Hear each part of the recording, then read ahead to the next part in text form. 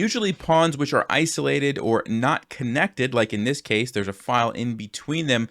Usually they're very weak and have a hard time doing anything because they can't support each other. You can see that black's rook is stopping both of them from moving forward, and the king is ready to start coming and gobbling up the pawns that are essentially sitting ducks. Of course, white's king is also out of the action, and yet despite all of that, this knight will become a hero. It's white to play and win the game. How does white do it? Well, if you had a chance to look at that, of course we need to get our knight somehow forward to help these pawns, and so the only move that makes sense initially is knight to f4 with a check. Now black wants to go after these pawns, which means they need to go in that direction. There's really two moves that black could play, king to g5 and king to h6. Now, king to h6 is the better move for black, but if they play king to g5, how would you win the game from here? Well, if you had a chance to look at that, the move is knight to e6 check. Of course, the king is going to move forward somewhere, probably to f6 to attack both pawns, but now you have a really nice finish, knight to d8. It blocks the rook from both pawns, and it doesn't matter which one the king takes, the other one is going to become a queen.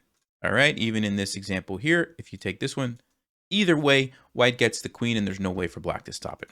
So you can see how king to g5 is not really a great move because it walks into that knight to e6 check. So because of that, black plays king to h6, and now it's white to play. How do you proceed from here? Well, if you had a chance to look at that, the move is still knight to e6, and we're still threatening kind of the same thing. We're about to go to d8, blocking off the rook, and then we would get a queen. At the same time, we're also defending our pawns. It's a very nice move. However, black plays the move rook to e8, and it's not looking good for us. Now, I should point out, if they tried to go rook to g8, we have a simple move here to win the game. If you would like to pause, what is it? You had a chance to look at that. Knight to f8 does the job. It stops the rook from preventing this, and of course the king is too far. We simply get a queen next move. So because of that, rook g8 doesn't work. But rook to e8 looks like a very nice try, attacking this pawn, and the king is also attacking this pawn.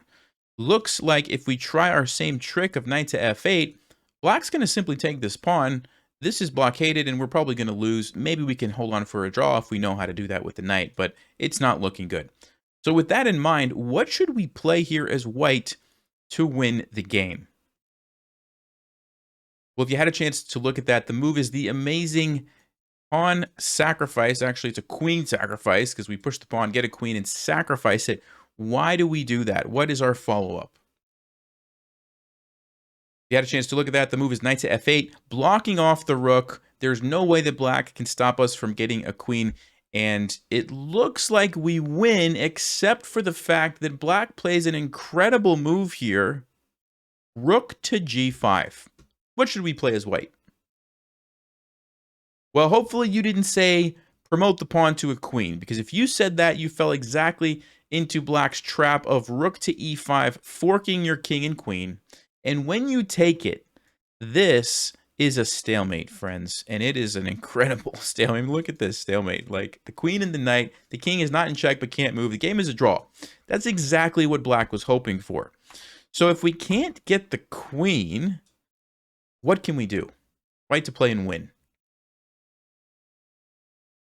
You had a chance to look at that. The winning move here is the mind-boggling knight to g6. You're giving up your knight two different ways. Why?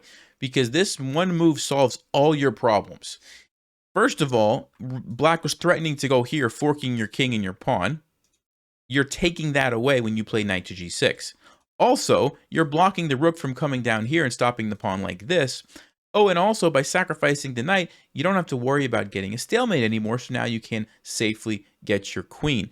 And of course, if black ever comes down here with check, you simply go king to f2. There's no way the rook can come here. It doesn't really help black. And so there's nothing for black to do except take this, and then you get the queen, which is a winning endgame for white. It's a difficult one, but still a win for white. Hope you guys enjoyed that puzzle. An amazing move here, knight to g5, to avoid the really clever stalemate trap by black. See you guys next time. As always, thanks for watching. Stay sharp, play smart, and take care.